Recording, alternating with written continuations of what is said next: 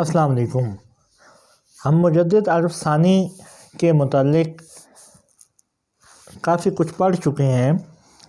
ابھی ہم یہ ڈسکس کر رہے تھے کہ انہوں نے اس وقت کیا سچویشن تھی کہ جب مجدد عارف ثانی نے ہوش سنبھالا، پھر شعور میں آئے، تو اس وقت کیا حالات تھے مسلمانوں کے، معاشرے میں کیا حالات تھے۔ تو 5 پوائنٹس ابھی تک ہم نے ڈسکس کیے ہیں کہ ہندو ریفارمسٹ موومنٹ کا آغاز ہو چکا تھا، ہندوؤں میں تحریکیں شروع ہو چکی تھیں، مسلمان شریعت سے دور ہو چکے تھے، سوشل ایولز، کرپشن وغیرہ یہ مسلمانوں میں کافی حد تک پھیل چکی تھیں، ڈومیننس آف ہندو کلچر، مسلمان ہندو رسم و رواج کو اپنائے ہوئے تھے، and moral dependence of rulers, جو مسلمانوں کے جو رولرز تھے وہ کردار کے لحاظ سے کوئی اتنے زیادہ اچھے نہیں تھے۔ تو یہ 5 پوائنٹ ہم پہلے ڈسکس کر چکے ہیں۔ آج ہم اس میں 6 پوائنٹ دیکھیں گے۔ ایک جو اہم تھا وہ تھا threat of بھگتیز۔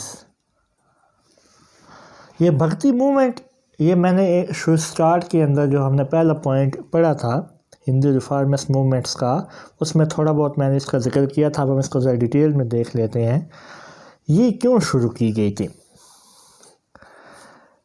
It was meant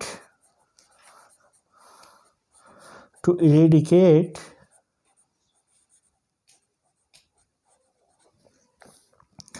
social evils۔ ہندوؤں میں اس وقت جو معاشرتی برائیاں ان میں شامل ہو چکی تھیں، ان کا ازالہ کرنے کے لیے یہ تحریک، یہ موومنٹ شروع کی گئی تھی۔ اب اس سے مسلمانوں کو کیا نقصان تھا؟ مسلمانوں کو یہ نقصان تھا کہ کافی چیزیں انہوں نے جو ایسی اپنائیں کہ جن سے مسلمانوں کے عقائد بھی خطرے میں تھے، جیسے کہ ہندو پینتھیزم،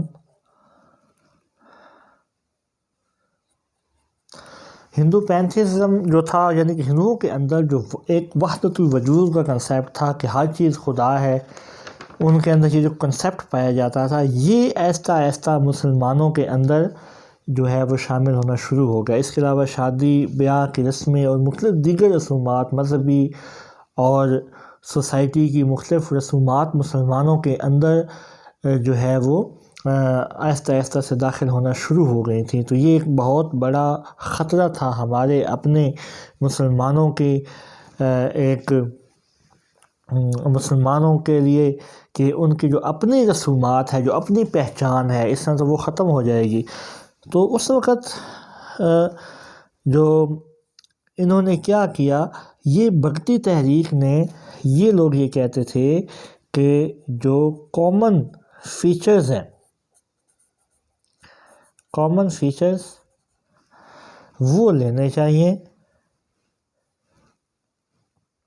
کون سے common features? Between Islam and Hinduism, کیونکہ اس وقت سربراہ مسلمان تھا اور مسلمان بھی کافی اکثریت میں تھے۔ تو انہوں نے کہا کہ بھکتی موومنٹ کا کہنا تھا کہ ہمیں ایک ایسا، نہ صرف ہندوؤں کو وہ ریفارمز کر رہے تھے بلکہ ساتھ ساتھ مسلمانوں کو بھی اپنے اندر شامل کرنے کے لیے وہ ایسی جو ہے وہ چالیں چل رہے تھے، ایسے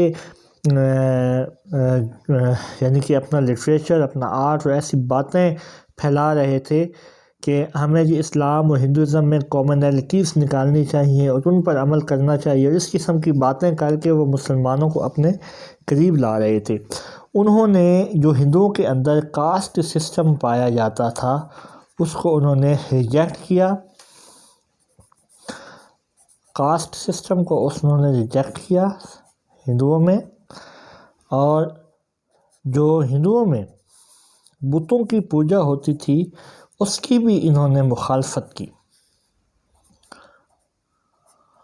تو یہ بھکتی موومنٹ کے اندر یہ چیزیں پائی جاتی تھیں، اور انہوں نے بھائی چارے کے اوپر کافی زور دیا کہ لوگوں کو چاہیے کہ وہ مل جل کر رہیں، ایک دوسرے کی ہیلپ کریں۔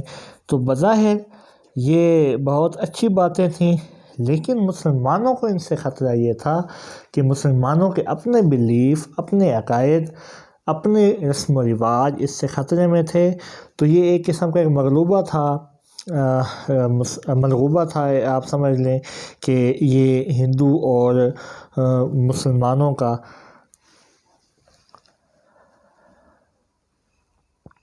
تو ان کے اندر، اس تحریک کے اندر جو چند ایک بڑے بڑے نام آتے ہیں وہ بخت کبیر،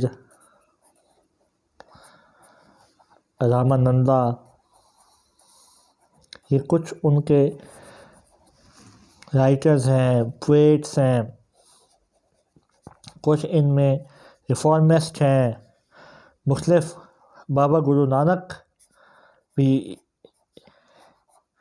ان کے ایک بہت بڑے مبلغ تھے سکھزم کے اندر۔ تو یہ مختلف قسم کے یہ چیزیں تھیں، یہ لوگ تھے جو کہ اس وقت یہ یعنی کہ مسلمانوں کو ہندوؤں کے اندر شامل کرنے کا ایک بہت بڑا سبب بن رہے تھے۔ تو یہ چیزیں تھیں۔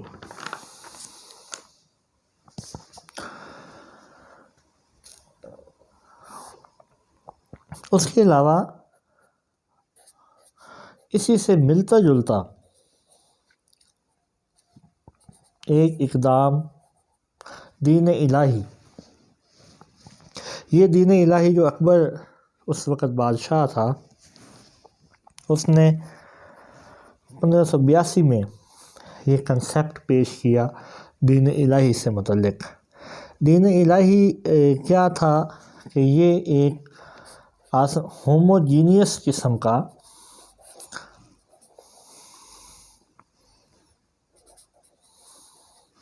فیوژن تھا، یعنی جو بات بھگتی کہہ رہے تھے تقریباً اس سے ملتی جلتی بات تھی کہ یہ اسلام، ہندو مذہب اور عیسائیت، یہ سارے جتنے بھی مذاہب تھے ان میں سے مختلف چیزیں نکال کر تو اس نے اپنا ایک دین الہی جو ہے وہ بنایا تھا۔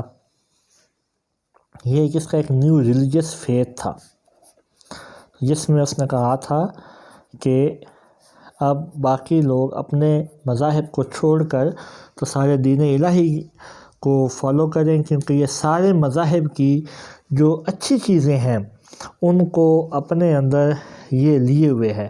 جتنے بھی دیگر مذاہب کے ایڈوانٹیجز ہیں، جو فوائد ہیں، وہ سارے اس کے اندر شامل ہیں، اور جتنے بھی ڈس ایڈوانٹیجز ہیں یا جتنے بھی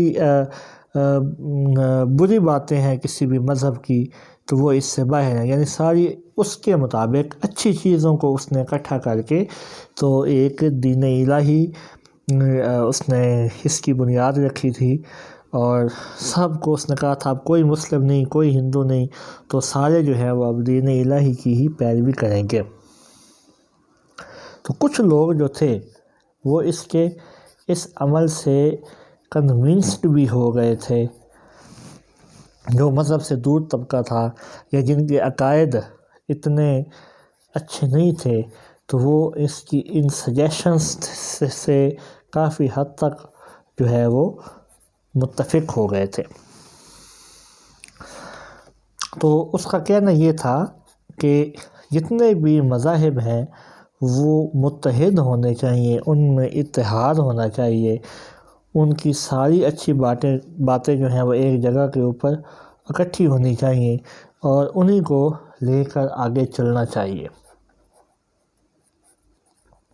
All religion would be united۔ تو یہ ایک چیز تھا، تو اسی وجہ سے ہی وہ پھر اپنے آپ کو ظل الہی کہلواتا تھا۔ ظل الہی کا مطلب ہوتا ہے the shadow of God، یا کہہ لیں God's shadow۔ تو اس نے اپنے آپ کو ظل الہی کہلوانا شروع کر دیا۔ تو یہ ساری چیزیں تھیں جو اس دور میں پائی جاتی تھیں کہ مسلمان کس طرح آہستہ آہستہ جو ہے وہ یعنی کہ مذہب سے دور ہوتے جا رہے تھے، وہ کون کون سی چیزیں تھیں جو مسلمانوں میں بگاڑ کا سبب بن رہی تھیں، اور یہ سچویشنز تھی۔ تو مزید اس کو ہم ڈسکس کریں گے اگلے لیکچر میں۔ تب تک کے لیے اللہ حافظ۔